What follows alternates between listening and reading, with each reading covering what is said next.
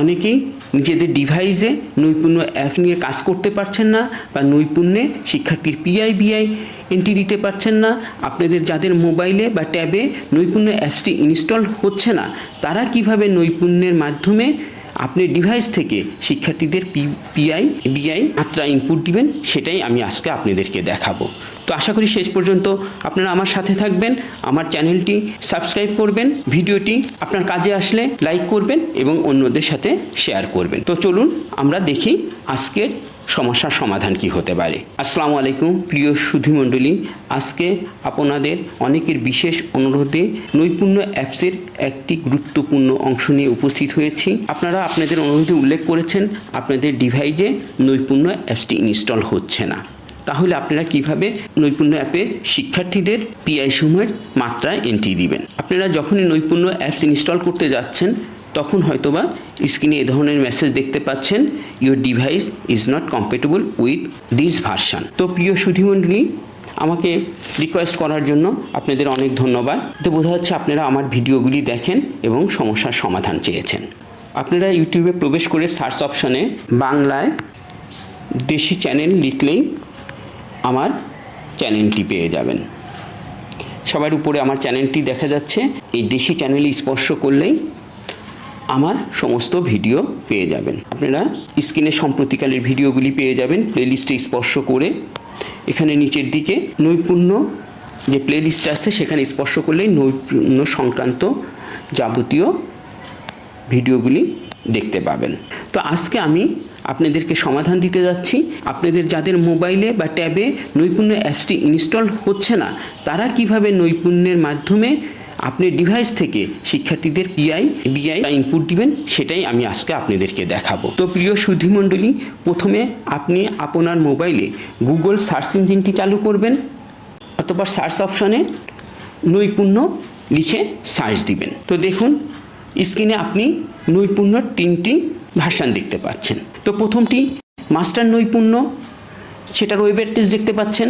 এটি আপনার প্রতিষ্ঠানের অ্যাডমিন এই ওয়েবসাইটে ঢুকে যাবতীয় কাজ করে থাকেন, এখানে আপনার কোনো কাজ নেই। দ্বিতীয় যেটা দেখাচ্ছে নৈপুণ্য এভ্যালুয়েশন, এখানেই আপনাকে কাজ করতে হবে। শেষের যে গুগল প্লে নৈপুণ্য, এটাই হচ্ছে নৈপুণ্যের অ্যাপস যেটি আপনার মোবাইলে ইনস্টল হচ্ছে না। ইনস্টল স্পর্শ করলাম, দেখুন স্পষ্ট দেখাচ্ছে your device is not compatible with this version. তাহলে এটা এই মোবাইলে ইনস্টল হবে না। তাহলে আমি এই ডিভাইসে নৈপুণ্যের কাজগুলি কিভাবে করব? এই ডিভাইস দিয়ে কি আমি আমার শিক্ষার্থীদের তথ্য এন্ট্রি দিতে পারবো না? অবশ্যই পারবো। এর সমাধান হচ্ছে মাঝের যেটা আছে নৈপুণ্য এভ্যালুয়েশন। এই নৈপুণ্য এভ্যালুয়েশনে ওয়েব অ্যাড্রেস evaluation.নৈপুণ্য.gov.bt। আপনার স্ক্রিনে নৈপুণ্যের ওয়েব অ্যাড্রেসটাও দেখতে পাচ্ছেন। এই নৈপুণ্য এভ্যালুয়েশনে স্পর্শ করুন। নৈপুণ্য এভ্যালুয়েশনে স্পর্শ করার পর আপনারা এই মেসেজটি পাবেন, আপনি মোবাইল ব্রাউজারের মাধ্যমে নৈপুণ্য অ্যাপ্লিকেশনটি ব্যবহার করতে পারবেন না। দয়া করে ডেস্কটপ অথবা ল্যাপটপের ওয়েব ব্রাউজারের মাধ্যমে মূল্যায়ন করুন অথবা মূল্যায়ন অ্যাপ ব্যবহার করুন। তাহলে কি করণীয়? এখন আপনার ডিভাইস তো ল্যাপটপও না ডেস্কটপও না, তাহলে কি আপনি নৈপুণ্য অ্যাপসের পিআই মাত্রাগুলি এন্ট্রি দিতে পারবেন না? অবশ্যই পারবেন। এখানেই আপনার ট্রিক্স, এখানেই আপনার সমাধান। আপনার মোবাইল অথবা ট্যাবটিকে আপনি ল্যাপটপ বা ডেস্কটপ বানিয়ে ফেলুন। তো কিভাবে বানাবেন ল্যাপটপ বা ডেস্কটপ? উপরে ডাইন পাশে 3 ডট দেখতে পাচ্ছেন, এই 3 ডটে স্পর্শ করুন। সেখান থেকে দেখুন যে তালিকাটা আসছে ডেস্কটপ সাইট, আশা করি দেখতে পাচ্ছেন। এখানে টিক দিয়ে দিন। দেখুন মুহূর্তের ভিতরেই আপনার কাঙ্ক্ষিত ইন্টারফেস চলে আসলো। এবার কিন্তু আপনার সমস্যার সমাধান হয়ে গেছে। এবার ইউজার আইডিতে আপনার ইউজার আইডি দিবেন এবং পিন নম্বরের অপশনে আপনার পিন নাম্বার দিবেন অথবা লগ ইনে স্পর্শ করবেন, তাহলেই আপনার সমস্যার সমাধান হয়ে যাবে। এবার আমি আমার আইডিতে প্রবেশ করে আপনাদেরকে দেখাবো। তো শেষ পর্যন্ত আমার সাথে থাকবেন।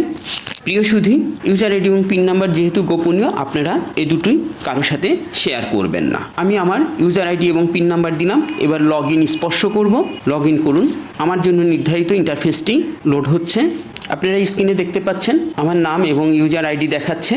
অতঃপর আমি আমার প্রতিষ্ঠানে যে সকল শ্রেণীতে যেসব শাখায় ক্লাস নেই, যে বিষয়ে ক্লাস নেই, সেইগুলি দেখাচ্ছে। আমি আমার প্রতিষ্ঠানে ডিজিটাল প্রযুক্তি বিষয়ের শিক্ষক, এর জন্য আমার জন্য নির্ধারিত বিষয় ডিজিটাল প্রযুক্তি। অনেকে আছে একাধিক বিষয় নিতে পারেন, সেক্ষেত্রে তার বিষয়গুলি এখানে দেখাবে। এইগুলি নির্ধারণ করার কাজ হচ্ছে আপনার প্রতিষ্ঠানের অ্যাডমিনের, আপনার প্রতিষ্ঠানের প্রধানের। তো আশা করি আপনারা আপনাদের সমাধান পেয়ে গেছেন। এবার আপনি কিভাবে আপনার বিষয়ের পিআইয়ের মাত্রাগুলি এন্ট্রি দিবেন। তো আমি সপ্তম শ্রেণী ডিজিটাল প্রযুক্তি বিষয়ে স্পর্শ করলাম।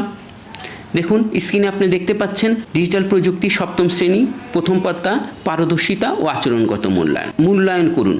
তো এখন তো ষান্মাসিক সামষ্টিক মূল্যায়ন বা বার্ষিক সামষ্টিক মূল্যায়নের সময় না, শিক্ষণকালীন মূল্যায়নের সময়, তাই আমি শিক্ষণকালীন মূল্যায়নে স্পর্শ করলাম। দেখুন সপ্তম শ্রেণীর ডিজিটাল প্রযুক্তি বিষয়ে যে কয়টা অভিজ্ঞতা আছে সেগুলি দেখাচ্ছে। তো আমি প্রথম অভিজ্ঞতা ডিজিটাল সময়ের তথ্য স্পর্শ করলাম। এবার প্রথম অভিজ্ঞতায় যে পিআইগুলি আছে সেই পিআইগুলি দেখাচ্ছে। তো আমি প্রথম পিআইতে স্পর্শ করলাম। তো আপনারা দেখতে পাচ্ছেন উপরে প্রথমেই দেখাচ্ছে পারদর্শিতার সূচক সপ্তম শ্রেণীর প্রথম অভিজ্ঞতার 6.7.1.1 পারদর্শিতার সূচকটি কি আছে, বিভিন্ন উৎস থেকে প্রাপ্ত তথ্যের তুলনামূলক বিশ্লেষণ করতে পারছে। এরপর আমরা দেখছি শিক্ষার্থীর নাম এবং সাথে শিক্ষার্থীর রোল আসছে। এই যে যোগ্যতাটা যাচাইয়ের জন্য যে পিআইটা আছে সেই পিআইয়ের মাত্রা আমরা প্রদান করব। শিক্ষার্থী কোন মাত্রা অর্জন করেছে সেটা তার যে কাজ করেছে তার প্রমাণকগুলি সাপেক্ষে নির্ধারণ করতে হবে, তার মাত্রা দিবেন। যাই হোক এভাবে সমস্ত শিক্ষার্থীর মাত্রাগুলি প্রদান করতে হবে। সর্বশেষে আপনি দেখতে পাচ্ছেন জমা দিন। আপনার শ্রেণীর সমস্ত শিক্ষার্থীর মাত্রাগুলি সঠিকভাবে প্রমাণ করেন এবং নিশ্চিত থাকেন যে সঠিক আছে, তাহলে জমা দিন অপশনে ক্লিক করবেন। অন্যথায় আপনি যদি আংশিক মাত্রা প্রদান করেন এবং কিছু বাকি থাকে তখন কিন্তু আপনি জমা দিন স্পর্শ করলেও জমা নেবে না। আপনাকে খসড়া সংরক্ষণ করুন এখানে স্পর্শ করে খসড়া আকারে রাখতে হবে। তো আমি খসড়া সংরক্ষণ করে স্পর্শ করলাম। দেখুন আপনার খসড়া সংরক্ষণ করা হয়েছে, মেসেজটি আসছে, ওকে দিলাম। আমি পরবর্তীতে বাকি কাজগুলি সম্পন্ন করতে চাই, তাহলে পরবর্তীতে আবার যেভাবে আমি লগ ইন করেছি একইভাবে লগ ইন করবেন এবং আবারও এই প্রথম অভিজ্ঞতার প্রথম পিআই স্পর্শ করবেন। দেখুন আমি একজন শিক্ষার্থীর যে তথ্যটা দিয়েছিলাম সেটা আপনি দেখতে পাচ্ছেন। এরকম আপনি যে কয়জনের দিবেন সেগুলি সবই এখানে দেখাবে। তাহলে আপনারা নিশ্চিত না হওয়া পর্যন্ত খসড়া আকারে সংরক্ষণ করবেন। যখন আপনি নিশ্চিত হয়ে যাবেন তখনই একমাত্র জমা দিন স্পর্শ করবেন। দেখুন আমি তো অনেক শিক্ষার্থীর তথ্য এখন দেইনি, এই অবস্থায় যদি আমি জমা দিন স্পর্শ করি তাহলে কি দেখতে পাবো, তাহলে আমি কোন শিক্ষার্থীর তথ্য কেন দিলাম না, মাত্রা কেন এন্ট্রি দিতে পারলাম না, সেই ব্যাখ্যাটা আমাকে দিতে হবে। ইচ্ছা করলেও ব্যাখ্যা না দিয়ে জমা দিতে পারবেন না। সম্পূর্ণ নিশ্চিত হয়ে যে কোনো শিক্ষার্থী না থাকলে কেন নাই তার ব্যাখ্যা দিয়ে তবে আপনাকে জমা দিতে হবে। আশা করি আপনারা বুঝতে পেরেছেন। প্রিয় শিক্ষক শিক্ষিকা মণ্ডলী, আপনারা দেখলেন কিভাবে আপনি ডিভাইসে নৈপুণ্য অ্যাপসে কাজ করবেন। আর যাদের নৈপুণ্য অ্যাপস ইনস্টল হয় তারা তো এই নৈপুণ্য অ্যাপস ইনস্টল করেই কাজ করতে পারবেন। এরপরে চলে আসুন স্ক্রিনের উপরে ডান পাশে যেখানে আমার ছবি দেখাচ্ছে, আপনার তো ছবি দেখাবেন, এখানে একটা অবতার দেখাবে। আপনি কিভাবে আপনার এই ছবি সেট করবেন আমি সেটা সংক্ষিপ্তভাবে দেখিয়ে দিয়েছি। এই অবতারের উপর স্পর্শ করবেন। দেখুন নাম দেখাচ্ছে, আমার প্রোফাইল দেখাচ্ছে, রিসেট পিন। এই রিসেট পিন থেকে আপনি পিন নাম্বার রিসেট করতে পারেন। এই প্রোফাইল অপশনে গেলে আপনি আপনার যাবতীয় তথ্য এখানে সংযুক্ত করতে পারবেন। তো শেষ পর্যন্ত আমার সাথে থাকার জন্য আপনাদের ধন্যবাদ। আমার ভিডিওটি আপনার কাজে লাগলে অন্যদের সাথেও শেয়ার করবেন, লাইক করবেন এবং আমার চ্যানেলটি সাবস্ক্রাইব করার জন্য বিশেষভাবে অনুরোধ করছি। সবাই ভালো থাকবেন, সুন্দর থাকবেন। আল্লাহ হাফেজ। আসসালামু আলাইকুম।